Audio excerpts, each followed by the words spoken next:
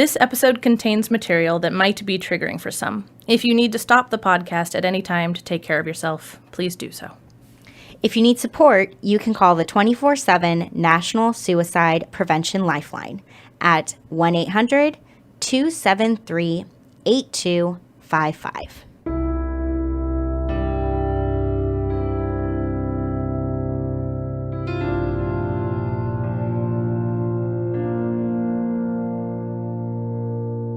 Dialectical behavior therapy was created in the 1980s by Marsha Linehan in Seattle, Washington. Today, DBT is taught all over the world. We're two therapists who believe everyone can benefit from DBT skills. I'm Kate. I'm Michelle.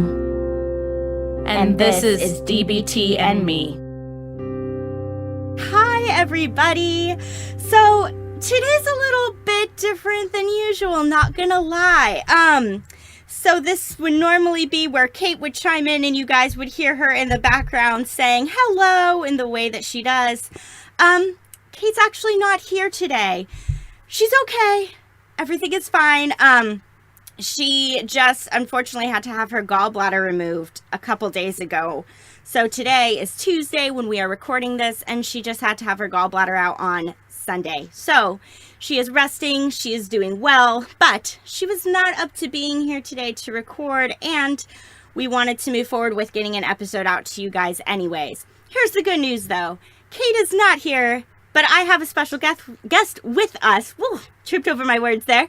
A special guest here, and his name is Luke. So Luke is here to tell us all about himself, the wonderful work that he's doing with recovery in the UK. But to tell you guys a little bit about him, and then Luke, I'll let you take it from there with introducing yourself. But, you know, Luke lost his mom, Lisa, to drugs when he was 10 years old. And so since that time, he has gone from a place where he himself was struggling with addiction to now being a recovery counselor. So he runs a program called Lisa Inside Addiction, and that program provides online recovery and helps people who are feeling stuck in addiction themselves to come out of that and get to a better place. So Luke, I'm going to turn it over to you. We'd love to hear more about your story and how you've got from where you were then to where you are now. Okay, perfect. And like you said, the name of the company is called Lisa Inside Addiction, and that's named after my mum. Her name was Lisa. So I thought, as I'm creating the company in recovery, I would name it after her. And I guess my journey starts, you know, when I was born, in a sense. My mum, she was a drug addict, and that kind of meant that I was born prematurely at 26 weeks. And I weighed as much as a bag of sugar, and in the UK that's a pound. And my head was the size of a tennis ball. So I was a little diddy cute baby. And growing up sort of with my mum, she was drinking, and that was difficult, you know, growing up as a young kid. And she was in and out of prison, and she was in and out of rehab. So as I was growing up, it was difficult. And I had two brothers, and my brothers were amazing, but they were older brothers, and I had my dad as well. So where my mum was kind of had her addiction going on and was in the chaos and the madness, it was difficult to have room for my emotions because of my brothers. Whenever I would show emotions, we would just kind of have a fight, or we'd just sort of beat each other up. And that was just kind of my early foundation years. There wasn't really any emotional regulation, which I've learned from DBT. There was literally, the emotional regulation was just fighting, beating each other up, which isn't regulating emotions at all.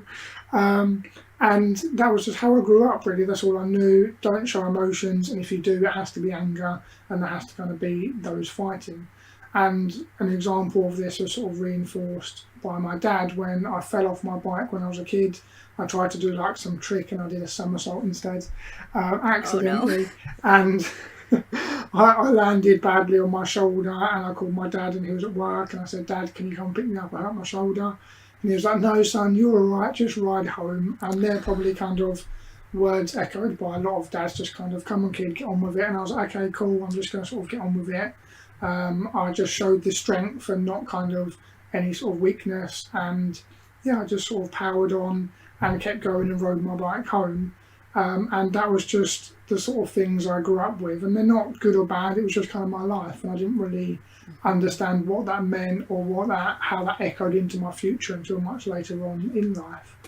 But as I kind of grew up, I got bullied in school because I was premature, and that was difficult, going through that childhood. And I guess as I look back over my story and the history of my life, I just sort of recognise all these pieces of the puzzle and how they kind of layered on top of each other.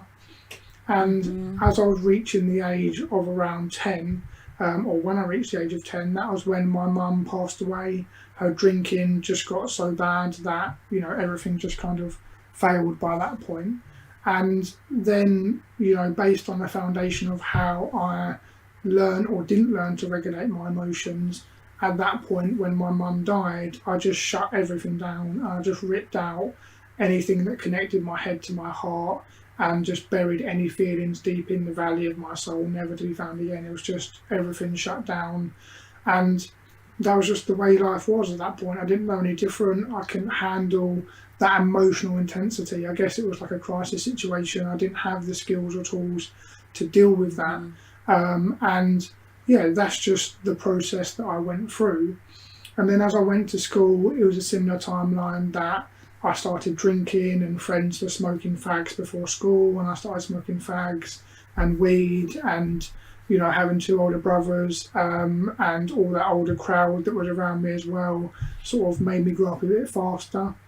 And being introduced to drugs at an early age during school, and yeah, along with the bullying, it just kind of made sense.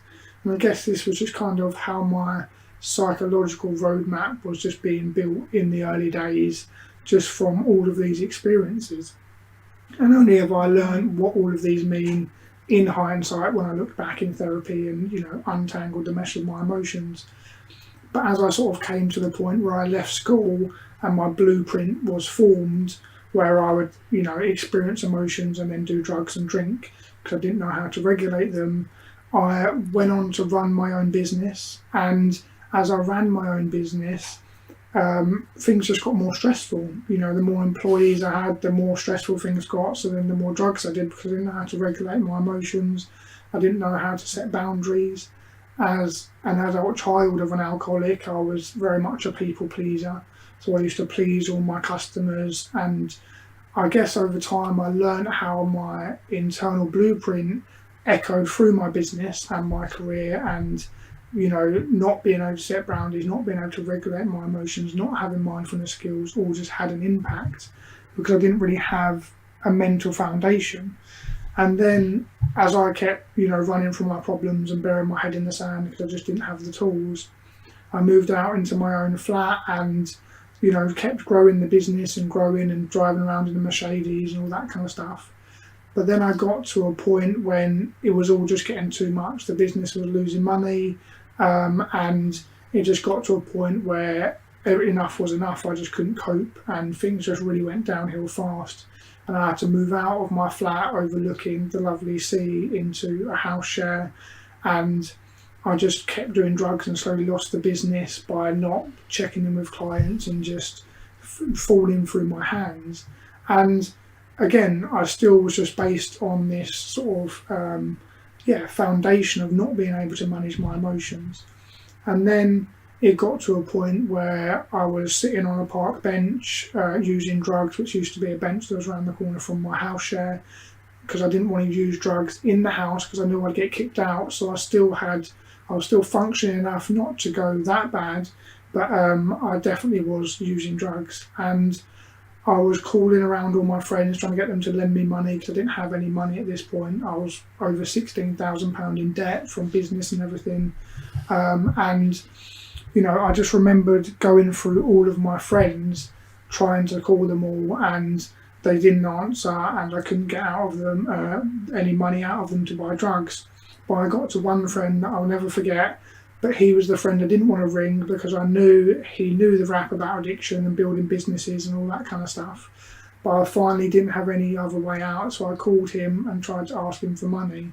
And I just remember him saying to me, "Luke, you're a crack addict." And although I'd never ever smoked crack or used crack at that point, it just kind of burst my whole veil of denial, where I thought, I'll never be like my mum, I'll never drink, I'll never be an addict.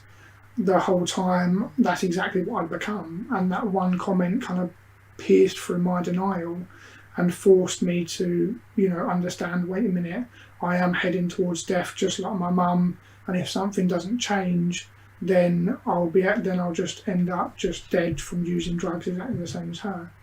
So that got me to the point where I booked my first therapy session, and I didn't know about DBT therapy or anything at this point, so I just booked, or any type of therapy for that matter, I just booked a therapist, whatever that meant. Yeah, and as I kind of walked into my first therapy session, I hadn't dealt with any of these emotions yet, so I really believed that I would kind of die or spontaneously combust or something from bringing up all of these emotions I'd never felt before. And because I just suppressed all of these emotions, I didn't know what would happen. And it took a lot of courage to, build up the courage really and deal with the uncertainty and anxiety of self-discovery. But as the days sort of turned into months, I read over 100 books about mindfulness and the mind, and learned psychoeducational information I needed to upgrade my thinking. I learned about meditation, and I started meditating and understanding how my cognitive thoughts were impacting my behaviour and what that meant and how I could change my behaviour. And I watched loads of podcasts like I'm on now, and YouTube videos, and went to seminars and all that kind of stuff. But I kept going back to therapy to untangle that mess of my emotions and digging deep. And as sort of time went on, I started to understand the impact of my mum's actions on my traumatic development and how that kind of broken inner child was living in me as an adult. And I gained an understanding of what that meant, and as I started to heal and the years went on, I started to see patterns emerging. And when I look back at my life, I noticed 4 kind of main areas that I'd worked on. And they were my mind and what was happening with my thinking, how could I deal with cravings, all that kind of stuff. How could I deal with my relationships and understand how I'm relating to others and setting boundaries and what all of that meant. How I could deal with those kind of crisis situations when, life gives you an unexpected punch in the face and you don't know what's happening and you get overwhelmed by emotions and I'll just relapse. How could I deal with those emotionally intense situations? And then lastly, just learning what my emotions were. I didn't have any for, 20 years, so I didn't understand what they even were or why I even had them. And then when I went into training to become a counsellor, and I discovered dialectical behavioural therapy, which covers these exact 4 areas of mindfulness. That's what I was about to say. Yeah, exactly. It's crazy, isn't it? And I learned, like I say, about the mindfulness, interpersonal effectiveness, distress tolerance and emotional regulation. A huge light bulb went off and I thought, where was this when I needed it? And I thought, I wish I had this when I started. It would have been so much easier. And it compressed really all of those years into weeks. So what I did is I then studied on top of my degree to specialise in dialectical behavioural therapy, and I started to crystallise my skills, and I built my online recovery program over 12 weeks based on DBT therapy to then take people through this program. And now I've helped people from people who just drink too much at the weekend to clients doing multiple grams of cocaine a day.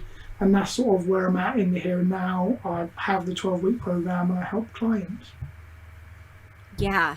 Wow. There are so many things in your story that stood out to me, and some things that we've, talked about, I would say maybe kind of in the abstract on our podcast before, like, especially when it comes to emotion regulation, we talk about how, it's so common for people to grow up in a household where any kind of emotional expression is not okay. And you said that for yourself, like the only emotional expression that was okay was anger. Anything else, not okay, not allowed. And it really, like, what I take from your story, which I haven't really, I guess, truly thought about it this way before, but is that, like, using drugs, that was your emotion regulation.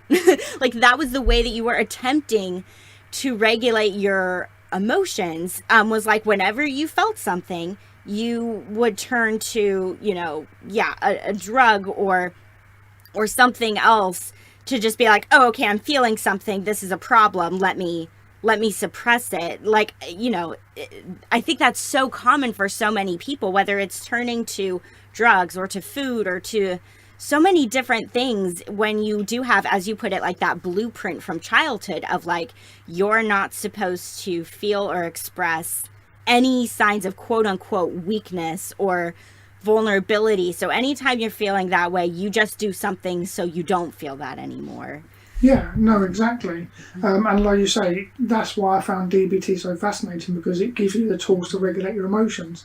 And that happens a lot in addiction. We don't know how to regulate our emotions. So we use drink and drugs just to suppress everything, because we just haven't been given the tools. And, that's how I kind of learned about it. And like I say, when that light bulb went off, I was like, wow, this is what I need to know. And this is what a lot of the time I sort of cultivated without knowing what it was. So it just made sense to kind of build a program around it, because I was like, these 4 areas are just amazing. Yeah, definitely. So you said you learned about DBT once you were in training to become a counselor, and now you've developed this 12-week online program. Can you give us like an overview of what's involved in the 12-week program? Like if somebody signed up for that, what would they be getting? Is it like a crash course in DBT? Does it give some other skills? Just what's that program like? Yeah, so it's based on the 4 modules of DBT, and we spend 3 weeks on each module.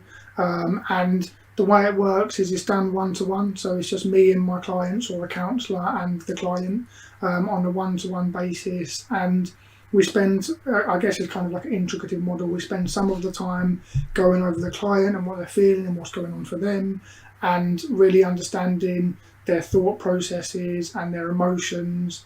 And then we have a look at one of the skills, whether that be mindfulness or interpersonal effectiveness, what we're going over that week. And then we'll have a look at how that skill integrates into the client's life.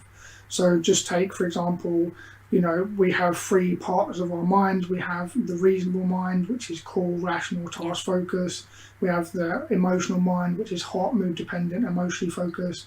Then the wise mind, which is the wisdom within each person, and the balance between the middle. And oftentimes I find clients are kind of leaning towards one or the other. Or maybe they're super rational at work and then super emotional at home, or maybe they thought they were rational, but when they see the model, they're actually, wait a minute, I'm quite emotional. And normally there's some kind of, it's out of whack, there's no kind of balance. They get very hot, mood dependent, and especially when they drink and use drugs, they're not being rational at all, because it's not rational. They're just based on emotions, and they just go and use drugs. So that's kind of the starting point. So we'll have a talk about that, and they'll learn some of the psychoeducational information to understand, okay, how can I balance this out? What does this look like for the client? What's really going on in their life? Where do they live? And I guess for the audience listening, thinking about, where do you live? Are you more emotionally focused? Are you more reasonably minded and task focused and logical? And how can you find more of the middle balance? And one thing I advise clients is I always ask about their family and say, where do you think your family live? And 9 times out of 10, if they're emotionally focused, one of them, people around them, will be reasonably minded. And I'll say to them, okay, it's quite hard to think how you don't think because you're emotionally minded. So how about you think, what would John say? What would John say to you when he's in the reasonable mind, and how can you then balance that approach into your thinking so you can then act in a more wise-minded position and find that balance? Yeah, I love that you're bringing up wise mind, because in my opinion anyways, wise mind is the foundation of everything else with DBT. When Kate and I started this podcast, that was the very first skill we spoke about. When we lead our groups with people, we teach that skill. That's the first skill we talk about in every single group, because it's so foundational. So I love that that's really where you start with your clients as well, is really looking at where they hang out between emotion mind or reasonable mind, and trying to take it from there in terms of finding this wise mind place. Because I mean, I just think about 12-step programs and that kind of a thing, but this idea of having a higher power is so important in recovery for people. And yeah, some people identify that higher power as God, but other people, you know, they can identify that higher power as like their wise mind. And so helping people access that like right away seems so crucial to everything else that would come after that for their healing. Yeah, no, exactly. Like you say, that wise mind is foundational, and it just gives them that kind of focus to head for. How am I behaving? What's off? And that kind of internal barometer to sort of notice where their behaviour is. And I guess also laying that on top of the other mindfulness skills of being aware of your mind, being aware of what's happening, observing and describing your reality can be helpful, because a lot of times we've been using drugs and drinking for so long, we're not really aware of what's going on, we're just stressed, and we get home and then that's that, we're just drinking these drugs, not really aware of it, just kind of sleeping awake, going through the motions.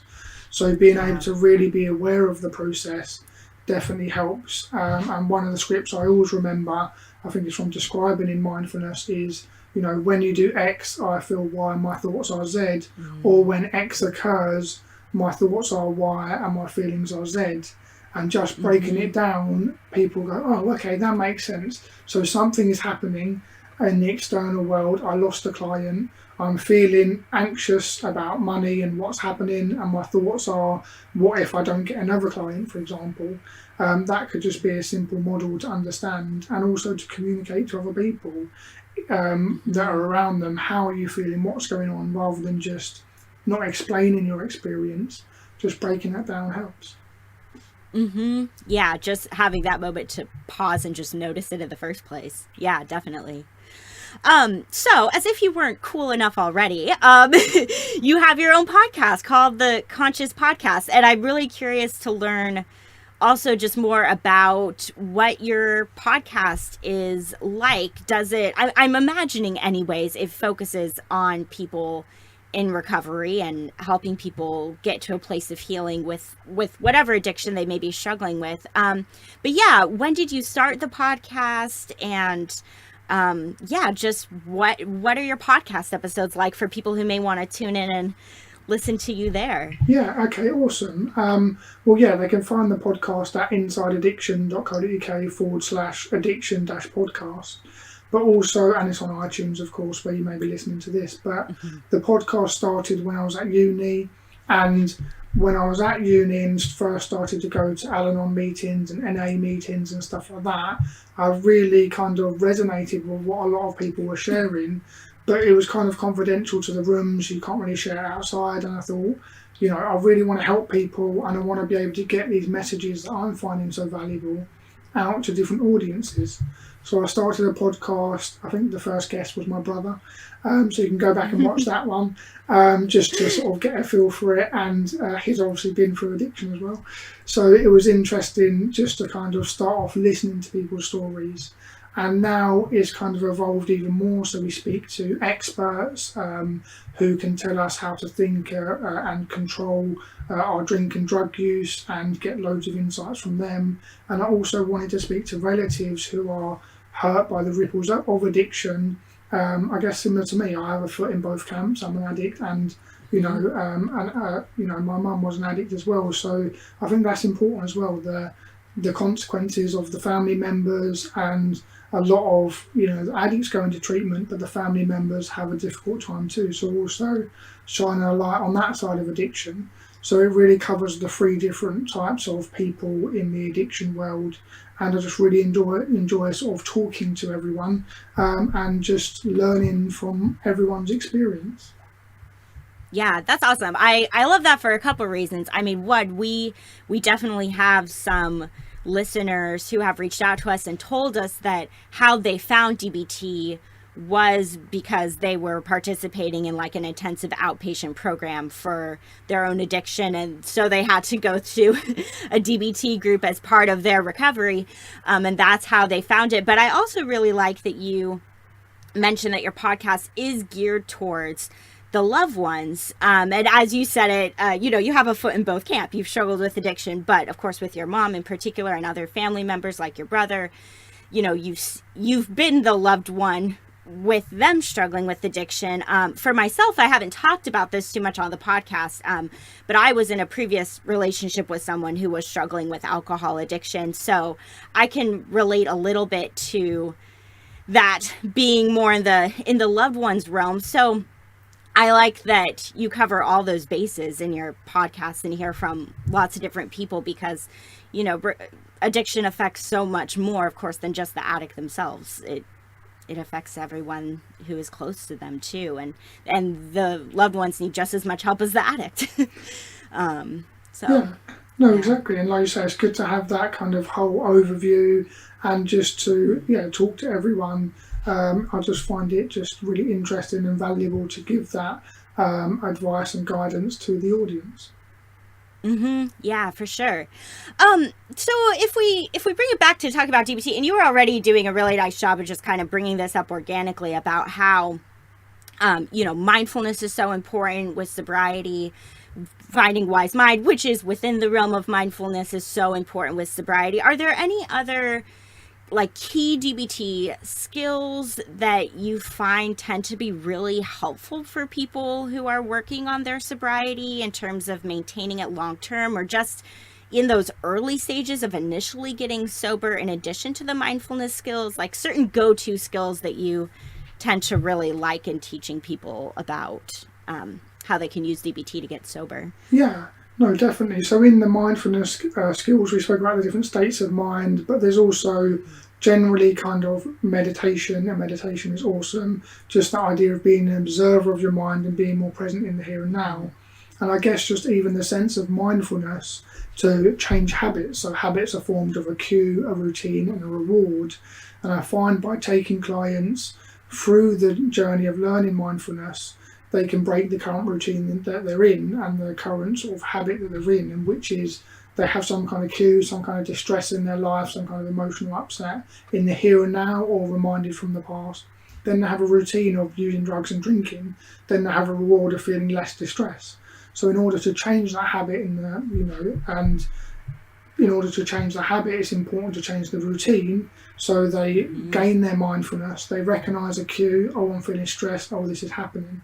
Then they can change the routine and understand, just because I'm thinking about using a drink or drug doesn't mean that I have to. An action, a thought does not equal an action or decision. It's just a thought in my mind, and having that sense of being an observer of our mind can really help clients change that routine. And then it comes into a lot of the self-soothing stuff that people can do to have different routines.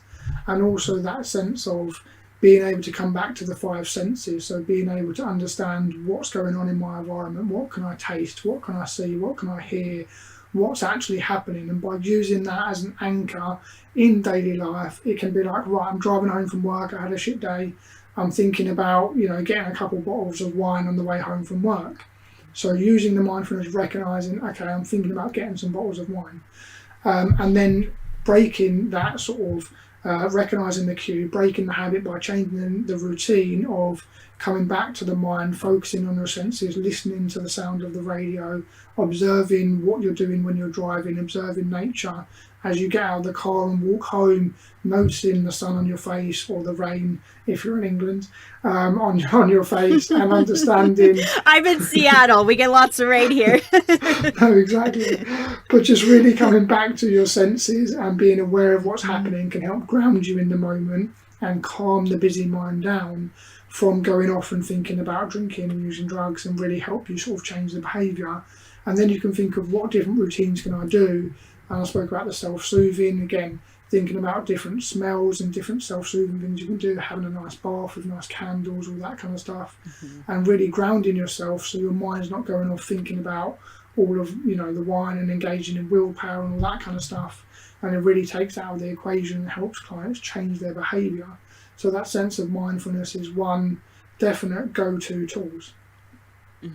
Yeah, I love that. I wish Kate was here, because one of Kate's all-time favorite DBT skills is that she loves self-soothing with the five senses. And she talks about bats all the time when we lead DBT groups. And it's great how you're talking about it, because, again, there's kind of this general idea within like a 12-step model of like, you know, one day at a time, one moment at a time sort of a thing, but mindfulness is the roadmap to that. Like when we're practicing mindfulness, and as you talked about it, like just really coming back to, what am I thinking about? What am I feeling? What's the urge? Okay, and then how can I just tune into like what's around me right now?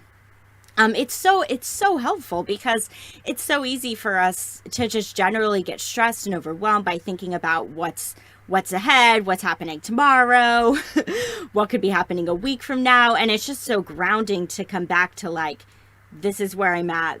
This is what's happening around me. How can I just be present with this right now? It makes things feel a lot more manageable, in my opinion. Yeah.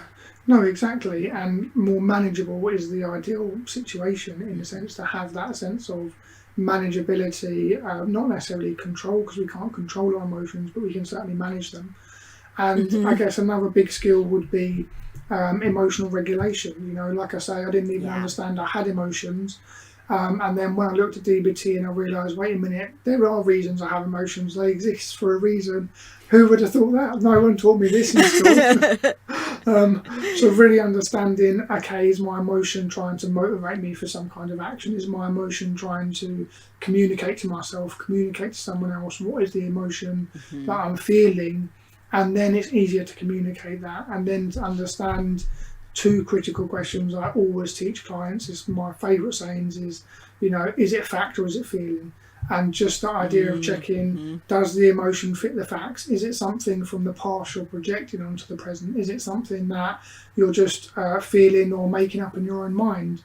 Or is it really the facts about the situation? And I guess it comes back to the very beginning of the wise mind, emotional mind and reasonable mind. Is it more reasonable minded? Okay, these are the facts, or is it just the emotional mind going off on one, you know, making up all of these feelings that may be valid, but just then may not be effective? And I guess that's when it comes into the second question is, does the emotion fit the facts is the first, and the second is it effective to act on the emotion? The emotion may be reasonable, but it may not be effective to act on the emotion, so we need to problem solve it. If someone annoys me, you know, punching them in the face is not an effective response to someone annoying me, although the emotion may be valid depending on the context of the situation. So it may fit the fact, but it's still not effective. So those kind of main questions can be insanely valuable to start to understand why do we have emotions, and then how do we kind of act on them or not act on them and process them as they go on, so we don't need to use drugs and drink based on our emotions. Yeah, I mean, you just hit on something that's so major of, you know, Kate and I, exactly as you put it, the way that we phrase it sometimes is like feelings are not facts. And to help people be able to see like, okay, my feelings are not facts. And also, you know, what are my feelings trying to tell me? And that doesn't mean to just dismiss them or tell my feelings that they're wrong or bad. It's really being able to hold space for, as you put it, like being able to first notice and feel the feeling, and then to be able to check it with the facts of the current situation. And when people are able to get to a place where they can do both those things, I mean, that's such a game changer. Truly, when people can get there, it takes a lot of work, a lot of practice, but when people can get there and get into the habit of doing that, that's life-changing stuff right there. It really is. Yeah. And, you know, the program that I run is 12 weeks, and it's not the longest program. There are some DBT programs that are about, you know, a year, if not longer. But if you think about the comparison to, say, rehab or something like that, it's kind of, I find that middle ground. And I also like to set a goal for clients that seems reasonable. And once they kind of learn these skills and go through the program and they start to get a handle on their emotions and their emotional regulation, and they're starting to anchor them in and sort of make them sort of, you know, unconscious and even consciously competent, then it starts to make a bit more sense. And then from there, a lot of clients can go and look at some of the past and what's been going on and some of the trauma in their life and stuff like that. But I find, you know, once the client has got a handle on their drink and drug use and they've learned the tools to manage their emotions, then it's a good idea to start looking at all the trauma and stuff like that.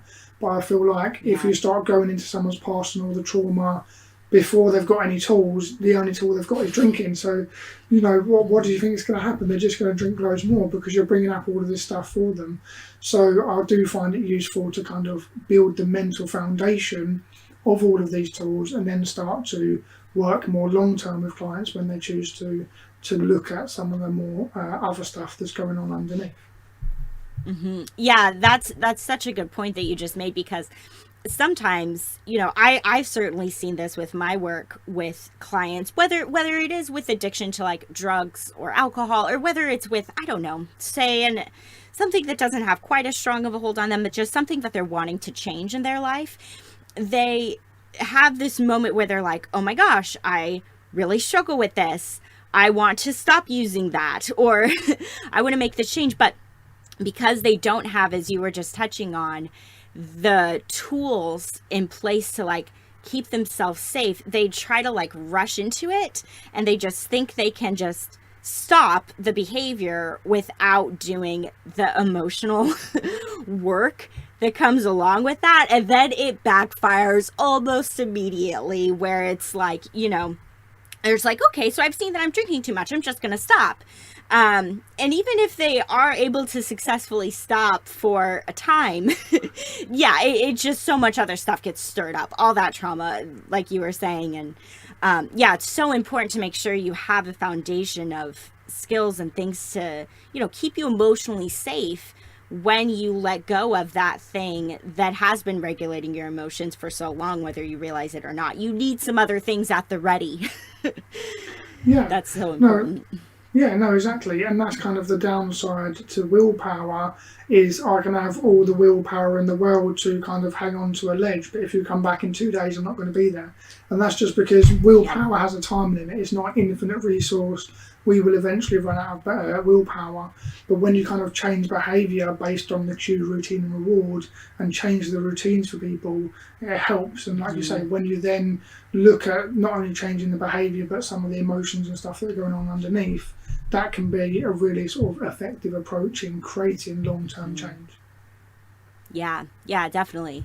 I wonder too, since we did mention it earlier when we were talking about your podcast and how, you know, you really try to touch on stuff for the loved ones, maybe that could be something for us to talk a little bit about too. You know, you touched on some of the skills that are really helpful for the person who is struggling with the addiction and working on getting sober, you know, the mindfulness, emotion regulation, self-soothing, all of that.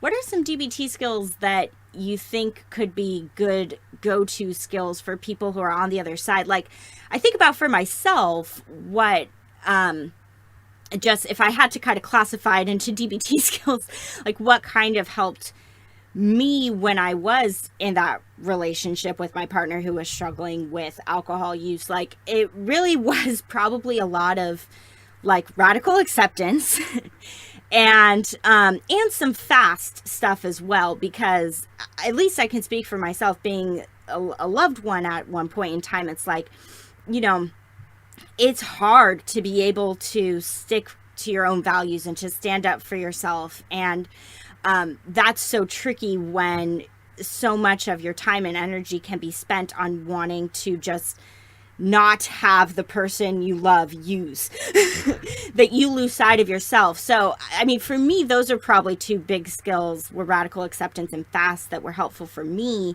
But I don't know if you have other ideas of what you would recommend for people who are loved ones in terms of how they can take care of themselves when they love someone who's using. Yeah, and I think you touched on it there, that sense of radical acceptance. You know, fighting reality doesn't change reality.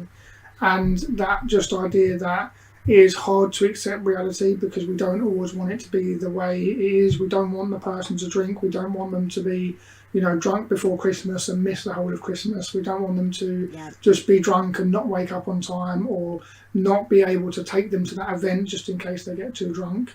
And that is hard to accept. And it's hard to accept the reality that they are drunk, or that they are sort of in this madness. And yeah, that's really difficult, but coming to a place of acceptance. And again, one thing that sticks out to me is what acceptance is not. So acceptance is not approval. Acceptance is not condoning their behaviour. It's not against change. And it's not even compassion necessarily.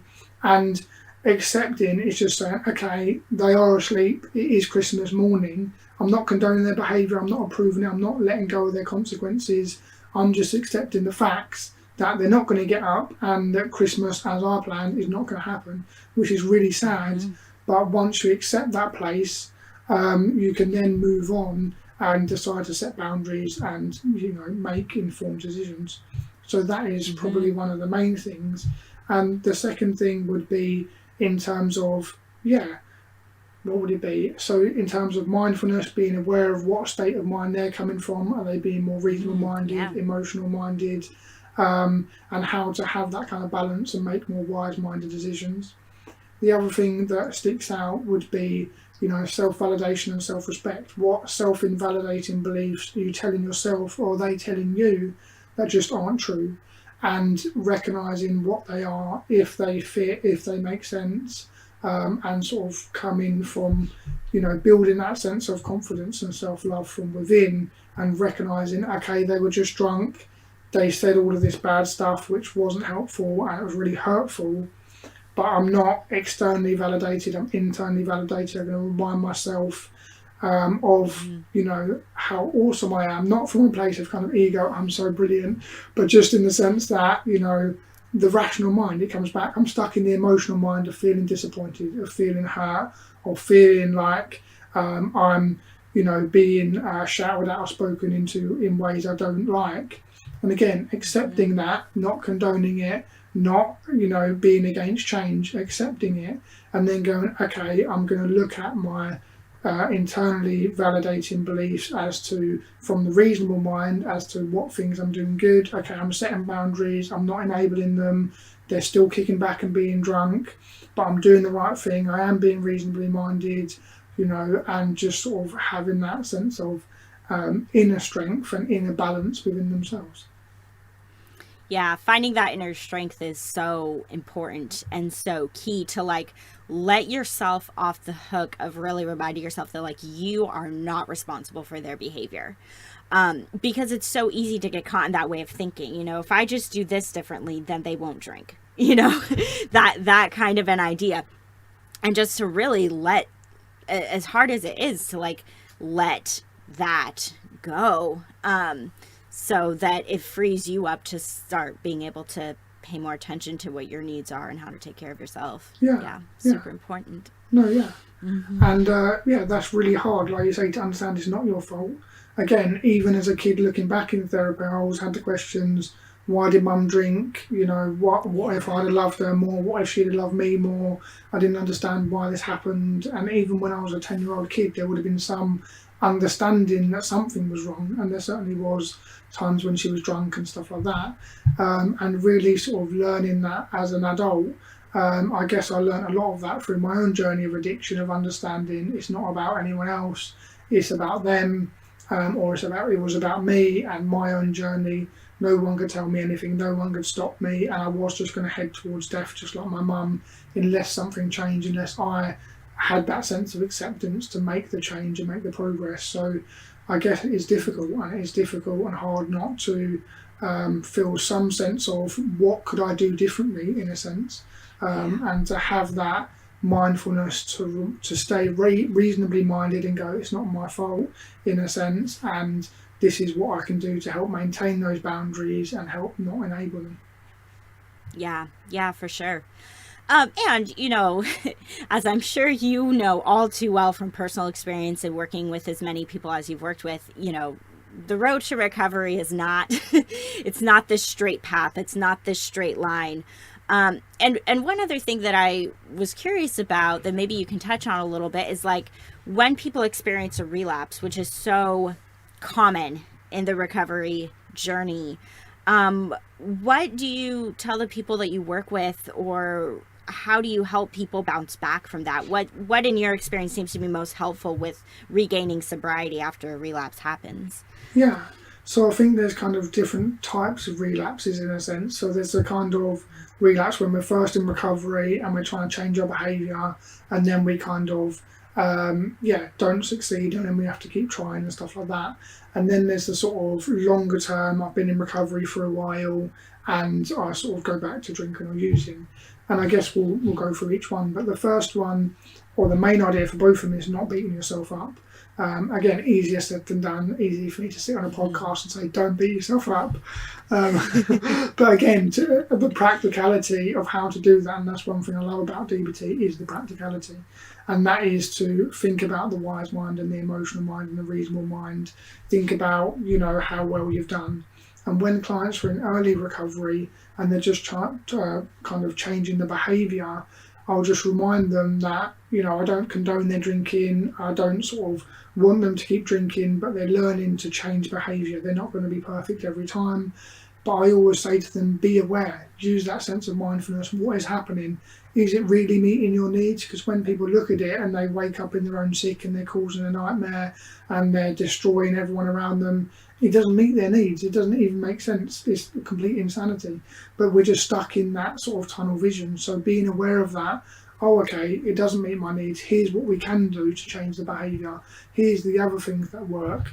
And these are the other things and other routines we can do to change that behaviour, and to sort of keep coming back to therapy and keep working on that, and not be hard on themselves and just change the behaviour. And I always remind clients, when we first learn to walk and we fall over, when we're like 1-2 years old, we don't go, actually, I'm not going to learn to walk, this isn't for me, I'm just going to crawl for the rest of my life and just sit here and do nothing. We just keep trying over and over again. It's just part of the process. And then we learn to walk, and then we learn to run, and then we can run marathons.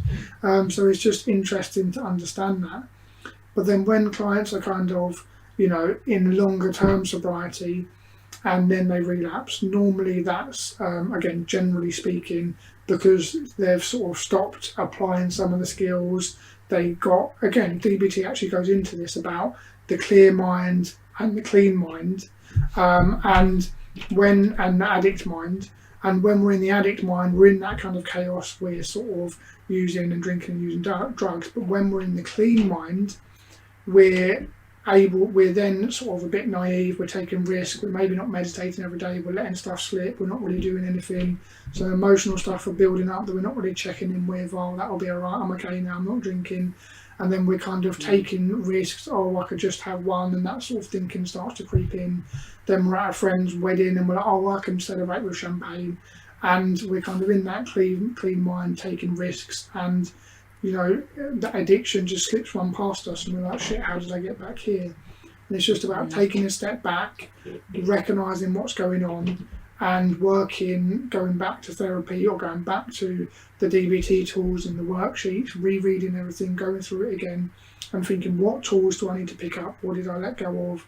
And what emotions have built up, in a sense, it's a constant process. Life is always happening. There's ups and downs, there's coronaviruses, all of this kind of stuff that we just can't apprehend. There's 3-month lockdowns. There's all the stuff that happens. So just kind of maintaining that, your sort of mental solid foundation and your mental health can be really good to sort of stay on top of things to sort of help with relapsing. Yeah, like I hear you touching on like the importance of having a routine of some kind as like this anchor, whether it's calling a sponsor or someone else who's in recovery, or whether it's, meditating, every day or every other day or whatever it is, like having something to ground you when the chaos of life is swirling. That's the biggest thing that helps with, recovering after a relapse happens, because as you said, that's probably been slipping prior to the relapse taking place. And then also being able to just, in terms of maintaining recovery for the long term, that's what it really takes, is something to ground you and keep you centered amidst all the changes that can happen in life, because it's so easy to get thrown off. Yeah, no, exactly. Yeah, perfect. All right, well, you mentioned also earlier, this will probably be the last thing that I ask you, and then, feel free to add on anything else that you want to say that I didn't touch on in questions that I asked or things like that. But what are some resources that you recommend for clients who are maybe just in the early stages of sobriety, or who are kind of recognizing for themselves, hey, I may be struggling with this, whether it's drugs or alcohol or gambling or porn or food or I don't know, whatever it is. What are like some books that you might recommend? Or I mean, we have your podcast as a resource too now. If there's other podcasts, just a couple tidbits of like, hey, these would be good go-to things if you're new to recovery. Yeah, so there's tons and tons of awesome books out there. I recommend any by kind of Pia Melody, also Gabor Mate. You can Google those. How to kind of the stages of change is also a really good one. All those kind of books. Also, going on the website, we run a free support group, so that's a good place to start. And they can go to that. Also, we have a blog, and like you mentioned, our own podcast. But I also like to point people in the direction of a free ebook I offer, which is called, Foundational Tools, and they can get that insideaddiction.co.uk/foundation. And that really goes through, 7 foundational and practical tools they can instantly implement. And it teaches them, the number one skill to shift their state of mind, even when they wake up feeling sad or in a negative mindset. How to start rewiring their brain around anxiety and unhooking from worry. How to use different techniques to get a relief from their dark thoughts and lessen the power that those thoughts hold over them. And how to actually use therapy properly. How to stop self-sabotaging their relationships, even if they're attached to what other people think. So they can get a lot of value from the ebook, and it's just free to download at that link, insideaddiction.co.uk/foundation. And that's just a good place to start to sort of get the ball rolling, get a few things they can use in the habit, routine reward cycle to sort of start to make that change. Yeah, awesome. I love that. And we have a Facebook group where we'll be definitely making sure to post your website so people can go on there and look at all those things you mentioned with your ebook, and that they can find your podcast and you mentioned a free support group as well. So that's all awesome stuff. So we'll make sure to be posting that in our Facebook group for sure. I guess any other final thoughts before we wrap up here? Anything else that you want to get in at the last minute? Just one quote that really sticks out to me, I guess, that I always used to remind myself when people are in those dark times, which is what I used to repeat to myself over and over, which is, you haven't been buried, you've been planted. And sometimes it really feels like we're under the soil and everything's dark and lonely and isolated, and we just feel at the bottom. And just reminding yourself, you've been planted, you're going to keep working on yourself and you're going to sprout up above the ground. And I know it's a bit cheesy, but that's just what I used to repeat to myself over and over again. You will get past this. No emotion lasts forever. You can change and grow, keep going on and pushing through, and you'll get above the soil. I love that. I don't think that's cheesy at all. Personally, I mean, hearing you say that just now, it's like, wow, that's helpful because I think especially just with, I don't know, I've gone through some things personally this year, and I think just with coronavirus and everything, I mean, I think there is such that feeling for people of like, this is just a dark season of life for many people for many various reasons. And to just have that reminder, I love that. So thank you. Awesome, thank you. Okay, so it's time for some awkward self-promotion. Yippee!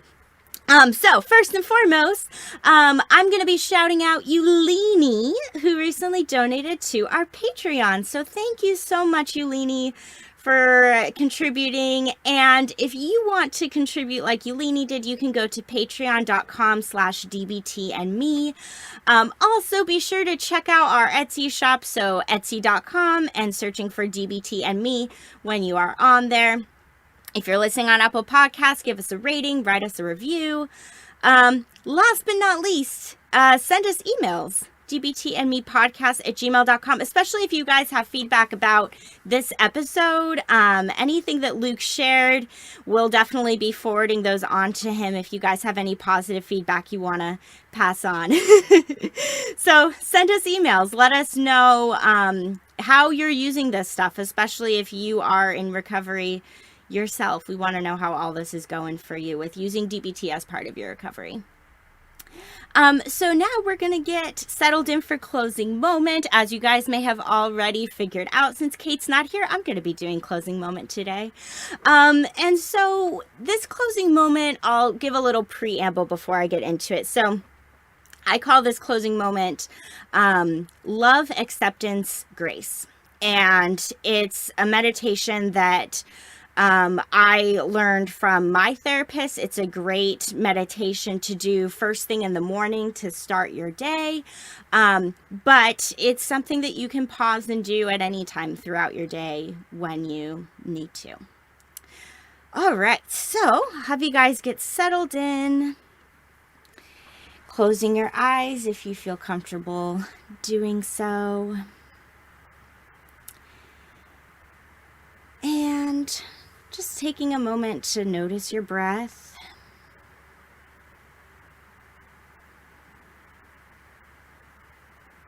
You don't have to do anything different to make it deeper, slower, just feeling it as it is in this moment.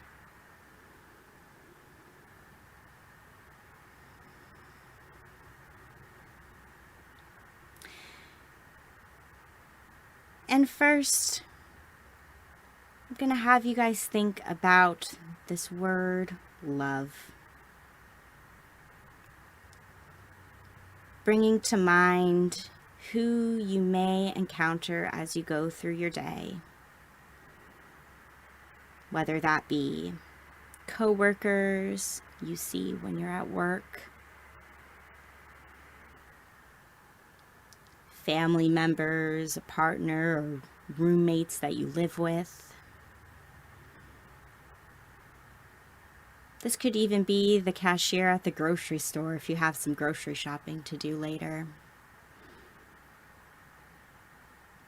Just thinking about the people who you are likely going to encounter during your day.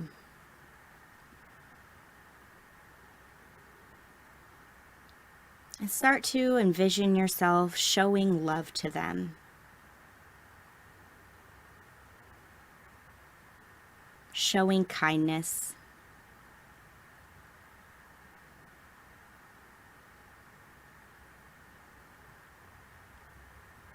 Having your actions spread positivity as you move through the world.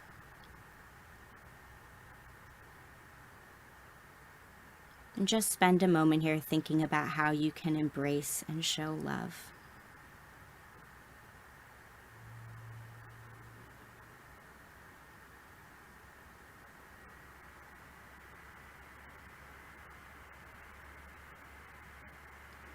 And next, moving on to acceptance.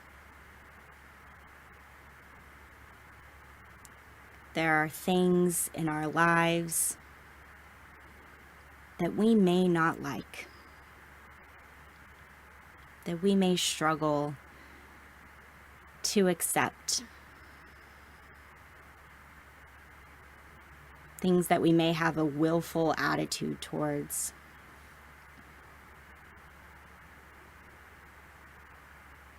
And giving yourself a moment to feel willingness come over you.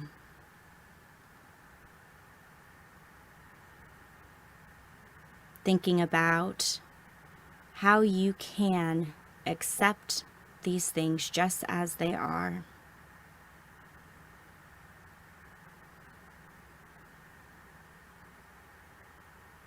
Just allowing these difficult situations in your life to just be.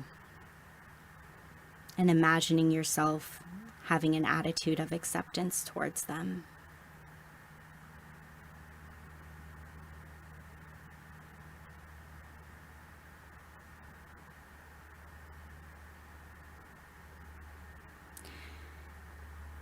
And finally, thinking about grace. Having grace with ourselves means having an attitude of patience and understanding.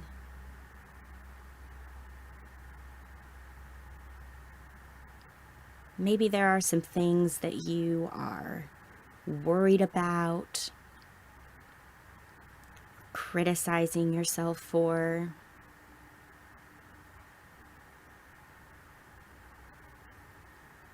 And instead, take a moment to think about how you can show grace towards yourself.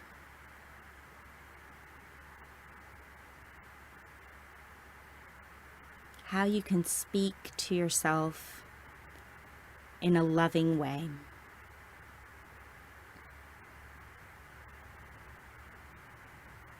Giving yourself validation and encouragement for doing your best.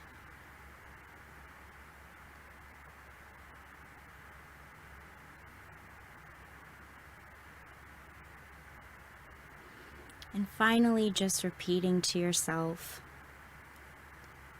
may I show love to others.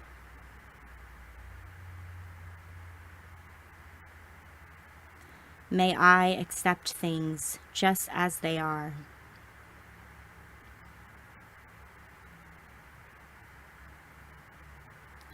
May I show myself grace.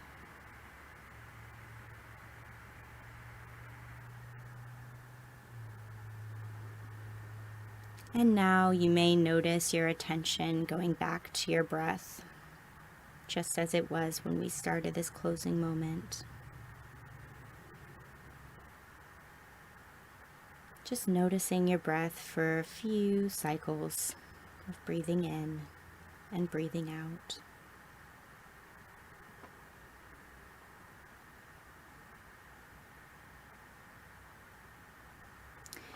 You may start to have some movement return to your body, throwing your wrists or your ankles. And when you're ready, you may open your eyes. Thank you so much, everyone, and thank you so much, Luke, for being here today. We really appreciate it. Thank you very much. It was wonderful. Awesome. Thanks, guys. To learn more about us and the DBT skills we're teaching each week, join our Facebook group.